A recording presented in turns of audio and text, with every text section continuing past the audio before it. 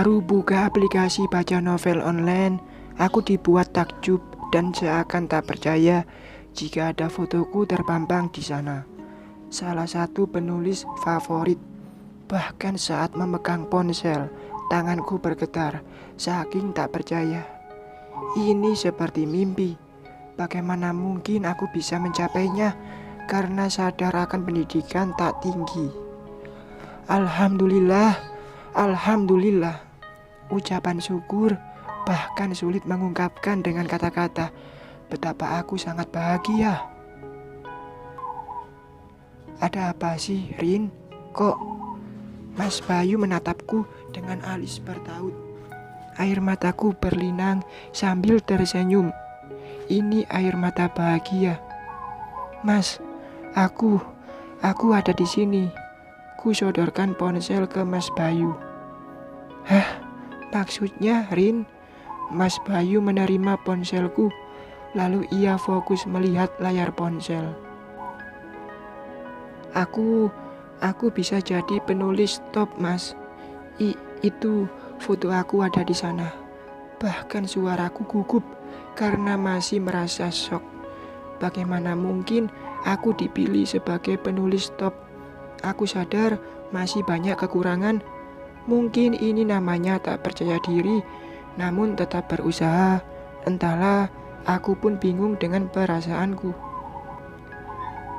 Masya Allah, ini beneran kamu, Rin? Mata Mas Bayu membulat. Aku saja masih gak percaya, apalagi kamu, Mas. Ya Allah, aku bangga padamu, Rin. Aku tak tahu harus bilang apa.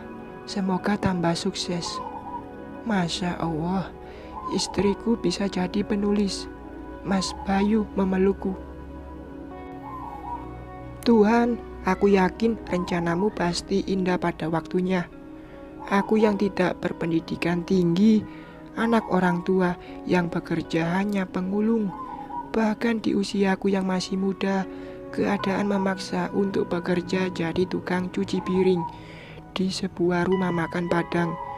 Di saat teman seusiaku melanjutkan ke SMA, aku hanya bisa menahan hati agar tidak sedih karena tak punya biaya melanjutkan sekolah. Jika aku hanya tamat SMP, semoga putraku kelak bisa meraih gelar sarjana. Karena jika tak berpendidikan tinggi, hinaan dari keluarga suami pasti terus berlanjut. Aku akan menjalani hidup ini dan juga terus berjuang. Aku yakin jika berusaha pasti ada jalan. Kali ini karya tulisku dikontrak oleh salah satu aplikasi. Jika begini akan ada pendapatan tetap. Email masuk dan MOU untuk kontrak pun sudah aku terima. Alhamdulillah, tak pernah terbayangkan dengan rebahan di kamar atau sambil menyusui anak, aku bisa mengetik cerbung dan menerbitkannya di aplikasi novel online sehingga menghasilkan uang. Rina, panggil ibu. Aku yang sedang membersihkan meja warung langsung menoleh ke arah ibu. Ya Bu, jawabku. Kok Yana belum pulang? Biasanya jam segini ia sudah di rumah. Coba kamu telepon. Wajah ibu tampak cemas. Hari hampir gelap. Biasanya jam 4:30 Yana sudah di rumah. Saking sibuknya menulis sambil jaga warung, lupa jika Yana belum pulang. Oh iya, bentar Bu. Ponsel langsung kurogoh dari saku, memencet nomor ponsel Yana, ternyata tidak aktif. Rasa cemas pun hinggap, karena adikku bukan tipe yang suka keluyuran. Gak aktif nomornya Bu. Coba lagi Rin. Lalu kuulangi menghubungi Yana, tetap saja nomor ponselnya tak aktif. Tetap gak aktif Bu. Biar kita jemput saja Rin. Ini mau gelap. Timpal Mas Bayu ikut menyimak pembicaraan ini. Tanpa berpikir panjang, aku dan Mas Bayu pergi ke tempat kerja Yana. Becak motor dilaju kencang dari biasanya. Tapi karena ini motor tahun rendah, kecepatan pun tak seperti yang diinginkan. Gak bisa lebih cepat ya mas? Tanyaku dengan rasa khawatir makin bertambah. Gak bisa Rin, ini mah udah yang paling kencang. Mas Bayu tetap fokus ke depan. Akhirnya kami sampai depan rumah Kelvin. Tapi pintu laundry sudah digembok. Kekhawatiranku makin bertambah. Kemana Yana? Loh, kok udah tutup Rin? Kita ketuk pintu rumah Kelvin aja mas. Aku segera berlalu masuk pagar. Di luar tampak sepi. Tak ada satupun kendaraan parkir depan rumah ini. Lalu ku dekati pintunya. Tok, tok, tok. Ku ketuk pintu rumah itu. Menunggu sesaat tak ada sahutan ataupun tanda-tanda pintu dibuka. Tok, tok, tok. Ku ketuk sekali lagi, tetap sama, tak ada tanggapan. Mungkin gak ada orang Rin, kata Mas Bayu. Waduh mas, gimana ini? Yana kemana? Saking khawatirnya, aku tak tahu harus bagaimana. Salah kita juga tak minta nomor HP Kelvin ataupun bosnya Yana. Mas Bayu benar, seharusnya aku lebih peka dengan adikku. Ia seorang gadis tak bergaul, kegiatan sehari-hari hanya rumah dan laundry ini. Setelah tamat sekolah, mungkin ini efek kesibukan sendiri hingga aku lengah menjaga Yana. Gimana kalau terjadi? Ya Tuhan, aku tak bisa membayangkannya, Mas. Dadaku sesak dan air mata pun tumpah dengan khawatir yang teramat besar. Sabar, tunggu di sini. Lalu Mas Bayu melangkah ke arah luar pagar. Mau ke mana, Mas? Aku pun mengikuti Mas Bayu. Kita tanya ke tetangga sebelah. Mana tahu mereka lihat Yana. Iya ya, kok aku tidak kepikiran. Inilah efek panik menggerogoti. Jalan pikir pun tak panjang. Astagfirullahaladzim. Kami pun mengawali ke tetangga sebelah kanan. Ini perumahan elit hingga lingkungan tampak sepi. Pagar rumah pun tinggi-tinggi. Namun yang ku dengar, laundry ini termasuk banyak langganan dari penduduk sekitar. Assalamualaikum. Assalamualaikum. Teriakku dari balik pagar. Tak ada tanggapan. Rumah itu juga sepi dari luar. Rin, bukan gitu caranya. Pencet bel itu. Mas Bayu menunjuk sebuah tombol di sudut pagar. Oh iya mas, tanganku segera meraih bel itu. Ini pertama kalinya aku mencoba bertamu ke rumah besar dan bagus. Biasanya hanya sekedar melihat dari jalan, mengagumi bangunan indah memanjakan mata. Mungkin saja dapurnya lebih bagus dari rumah ibuku. Tak lama kemudian, keluar seorang wanita berdaster.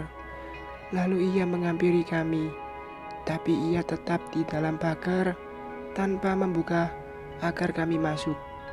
Cari siapa mbak? Tanyanya. Maaf mengganggu mbak, aku mau nanya, adikku Yana kerja di laundry sebelah. Laundry udah tutup, tapi adikku belum pulang. Mbak mungkin tadi lihat adikku. Oh, si Yana toh? Iya. Tadi saat jemput baju nyonyaku, ia terburu-buru ke rumah sakit. Ibunya dan Kelvin masuk rumah sakit, mbak. Mbak tahu rumah sakit mana? Rumah sakit Jalaguri, mbak. Makasih, mbak. Permisi, ucapku ingin segera pergi. Tunggu, Rin. Mas Bayu menahan tanganku. Apalagi sih, mas? Bentar, jawab Mas Bayu, lalu mengalihkan pandangan ke mbak itu. Mbak, nama ibunya Kelvin siapa ya? Bu Meriana Handoko, Mas. Makasih Mbak, ucap Mas Bayu.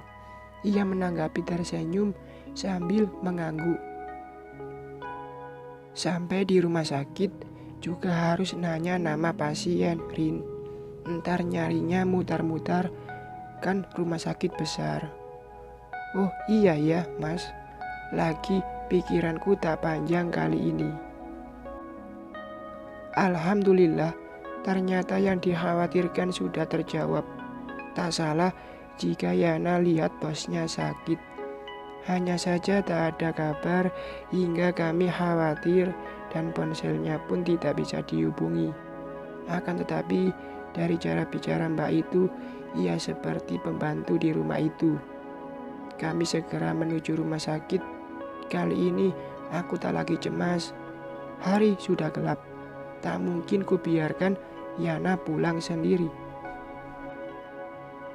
Setelah kami bertanya ruangan pasien atas nama Merina Handoko, bagian informasi mengarahkan kami ke lantai 2, ruang inap nomor 201. Liftnya rusak Bu, untuk sementara naik tangga, ucap security saat kami berada di depan pintu lift. Oh ya, makasih Pak, jawabku. Lalu kami menuju tangga. Atau kamu tunggu di lantai 1 aja Mas. Pasti Mas Bayu sulit naik anak tangga, meskipun dengan bantuan tongkat. Nggak usah, aku bisa kok, tolak Mas Bayu. Kami mulai menaiki anak tangga. Aku melangkah lebih dulu, tapi Mas Bayu tak kunjung menyusul. Ku palingkan ke belakang. Sini ku bantu Mas. Ku ulurkan tangan. Mas Bayu kesulitan menaiki tangga karena ia harus melangkah dengan tongkat. Nggak usah, aku bisa kok. Kamu duluan aja cari ruangannya. Entar aku nyusul. Mas Bayu tetap berusaha menaiki anak tangga sendiri. Yakin nggak mau dibantu. Ada rasa khawatir seandainya ia terpeleset. Iya Rin, lagian aku harus biasa sendiri. Anggap saja ini latihan. Satu hal yang kunilai dari Mas Bayu kali ini, ia berusaha sendiri. Ini semacam semangat, tapi aku suka. Sebisa mungkin jangan tergantung orang lain. Selagi bisa usaha sendiri, kenapa harus minta bantuan? Akhirnya aku sampai di lantai 2. Melihat nomor ruangan, dipastikan ruangan nomor 201 ada di lorong kiri. Karena di daun pintu kamar pertama, kulihat sebelah kiri ada nomor 200. Itu kamarnya, ucapku menunjuk kamar yang kedua. Hei, tunggu.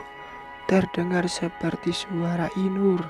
Langkahku terhenti sebelum menggapai pintu 201. Kupalingkan ke belakang. Ternyata benar, Inur melangkah mendekat bersama Stella. Apakah mereka ingin melihat ibunya Kelvin? Kamu kesini juga? Inur menatapku, seakan aku ini tak pantas berada di sini. Ini bukan rumahmu, hingga harus minta izin, jawabku ketus. Lah iyalah, orang seperti kamu mana pantas ke sini. Cocoknya ngulung sampah. Hei Mbak, jangan kira berada di sini bisa menarik perhatian Ibu Kelvin. Tukas Stella sinis. Kamu kok merasa terancam? Ada apa ya? Hah? Kamu kira Yana levelku bersaing? Jangan mimpi jadi orang kaya. Kenapa aku merasa aneh mendengar ucapan Stella? Lagian tak ada niat buat cari perhatian Ibu Kelvin. Tujuanku ingin jemput Yana. Toh Yana belum ingin menikah cepat kok.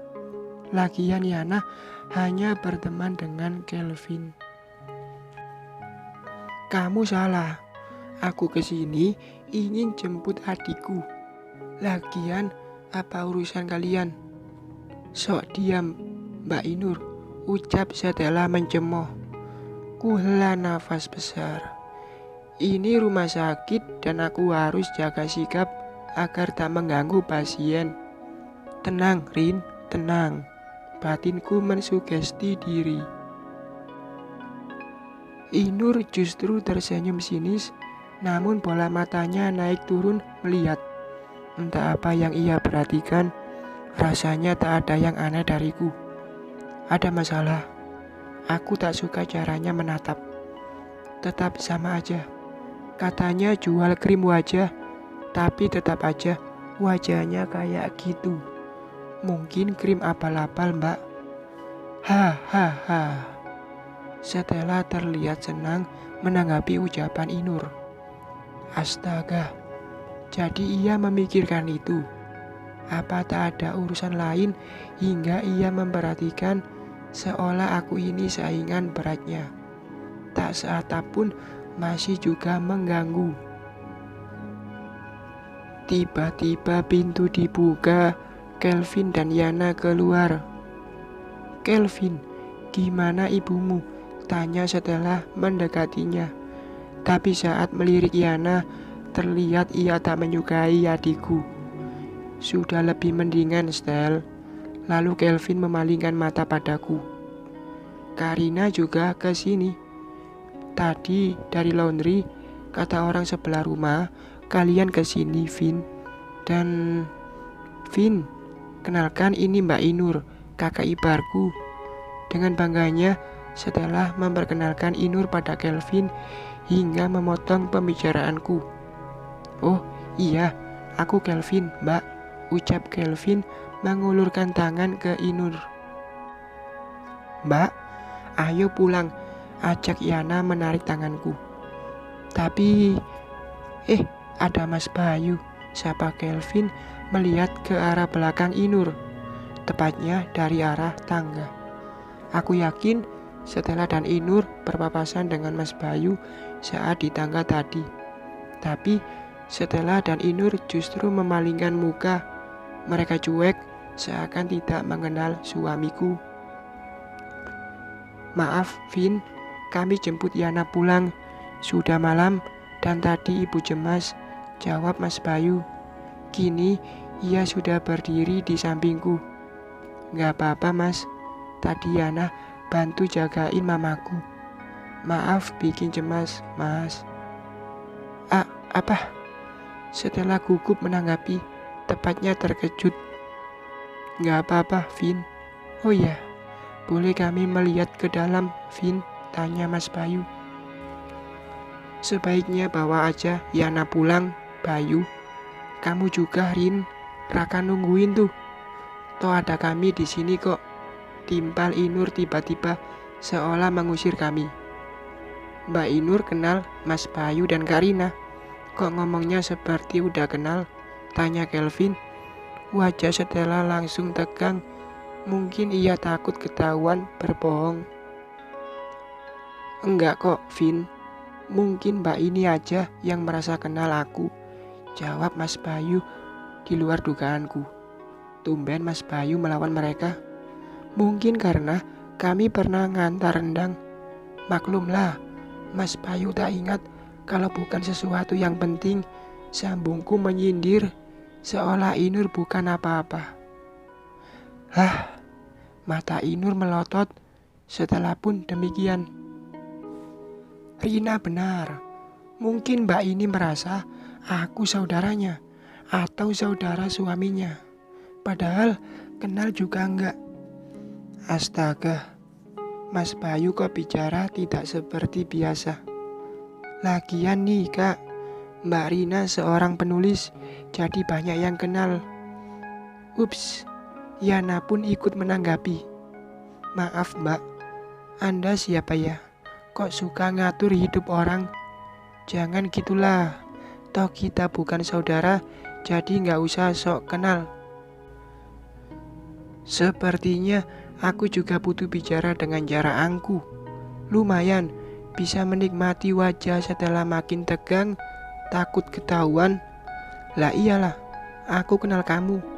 Kamu tuh hanya anak pengulung. Akhirnya, Sifat asli Inur keluar. Rasakan kamu setelah kakak ipar yang dibanggakan berhasil membuatmu malu depan lelaki pujaanmu. Akhirnya, sifat asli Inur keluar. Katanya berpendidikan, tapi kok cara bicara kampungan dan seolah tak pernah belajar attitude. Dan yang lebih parahnya, muka setelah berubah seakan malu, tampak kampungan di depan Kelvin. Pasti setelah gengsi atau merasa dipermalukan secara tidak langsung. Apa? Hanya itu yang kuucapkan dengan berdiri santai menatap Inur. Ya, apa kamu kira kami tak kenal siapa kamu? Jangan sok deh, baru juga nulis asal-asalan dan foto terpampang di sana. Jangan kira kamu merasa bangga seolah tak mengenal kami. Semua orang tahu kalian berdua hanya anak pengulung. Inur melotot sambil menunjukku dan Yana. Hinaan dimanapun tempatnya, ia tetap bicara seolah kalau ini di rumah ibu mertua. Memalukan. Diam, Mbak. Setelah menyenggol sikunya ke Inur, terlihat mukanya merah. Mungkin berusaha agar Inur tak membuka kedoknya. Tentu aku tahu ia malu berbohong tentang tidak mengenal kami sebelumnya. Apaan sih kamu, Stel? Udah jelas mereka menghina seolah tak kenal kita. Emang mereka siapa? Kok aku harus diam? Inur bukannya tenang, ia malah semakin menunjukkan sifat aslinya. Astaga, ngakunya berpendidikan, tapi kok gitu? Maaf Mbak Inur, kok seperti udah kenal Karina dan Yana ya? Akhirnya Kelvin bertanya setelah beberapa kali terjadi perdebatan. Oh itu, lah iya kenal dong Vin. Lah si Cacat ini kakaknya Stella yang tak bisa diharapkan. Jawab Inur lebih dulu menjawab sebelum Stella melanjutkan kata-katanya. Mbak, Kiki setelah bertaut sambil melotot memanggil Inur. Usaha untuk membuat Inur diam sirnalah sudah. Santai aja ngomongnya, bisa nggak lebih bicara sopan? Hargai orang lain. Kamu kira dirimu siapa menghina suamiku? Aku pun tak tinggal diam, bicara sambil menunjuk Inur. Ini saatnya ku pancing amarah Inur. Toh kenyataan kok. Kamu kira dengan mencoba jual krim wajah bisa menandingiku? Hello, sadar diri dong. Aku berhasil. Inur semakin menjadi dan setelah pun semakin berusaha mendiamkan Inur. Kok kamu merasa ku saingi? Iri tugasku dan masih bernada santai. Siapa juga yang iri, gak level. Diam Mbak, lagi. Setelah berusaha membuat agar Inur diam, namun percuma. Inur seperti hilang kontrol, sangat memalukan. Jadi Mas Bayu kakakmu, Stel. Kelvin melihat ke Stella dengan alis bertaut. Enggak gitu, Vin. Ini enggak benar. Ini Stella berusaha membantah, namun kelihatan sulit. Tentu saja karena kebenaran sudah terungkap. Dengar ya, meskipun suamiku cacat, setidaknya ia pernah membiayai kuliah D3 kamu. Kutunjuk Stella, lalu kualihkan pandangan ke Inur. Heran deh, kok bisa ya kamu tamat sarjana, sedangkan attitude seperti ini? Apa? Kamu? Stella secepatnya menahan tangan Inur. Inur langsung terdiam menahan amarahnya. Diam, Mbak, aku malu, bisik Stella, namun terdengar jelas. Loh, cukup, bentak Stella. Inur terdiam lagi. Vin, maaf, kami permisi dulu. Tak usah dipikirkan perdebatan ini. Maklumlah, anak pengulung seperti aku dan Yana selalu dihina oleh orang ngakunya berpendidikan tapi tak punya attitude. Kelvin malah terpana dengan ucapanku. Diam.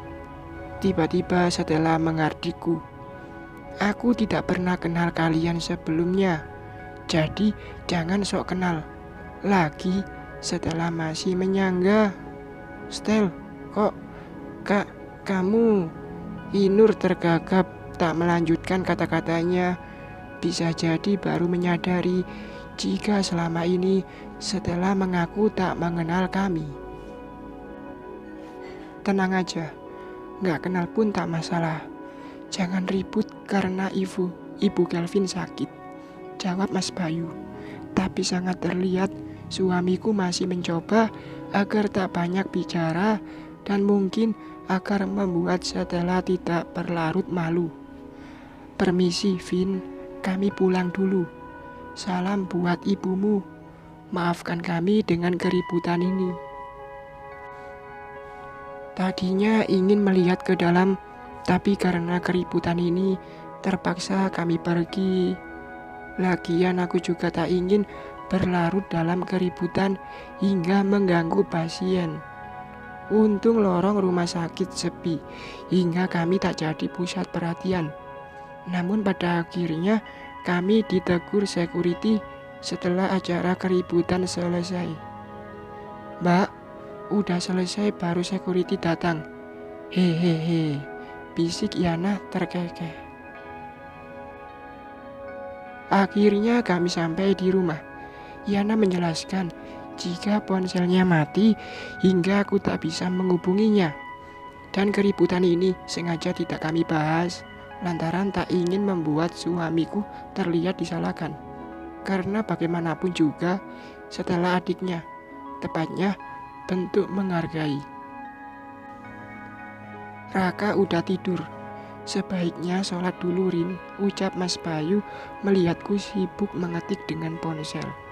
Sementara Raka sudah terlelap setelah kususui. Yah Mas, tanggung. Sholat dulu. Iya, jawabku lalu meletakkan ponsel di atas bantal. Itulah Mas Bayu. Ia tak lupa mengingatkanku sholat semenjak setelah aksinya gantung diri. Sebelumnya kami lalai karena menyelesaikan pekerjaan rumah dan bapak memberi nasihat agar jangan lupa sholat serta tidak menunda waktu. Hanya saja aku sering abai dalam waktu. Namun kini Mas Bayu terlihat lebih tenang dari sebelumnya. Alhamdulillah. Bersambung.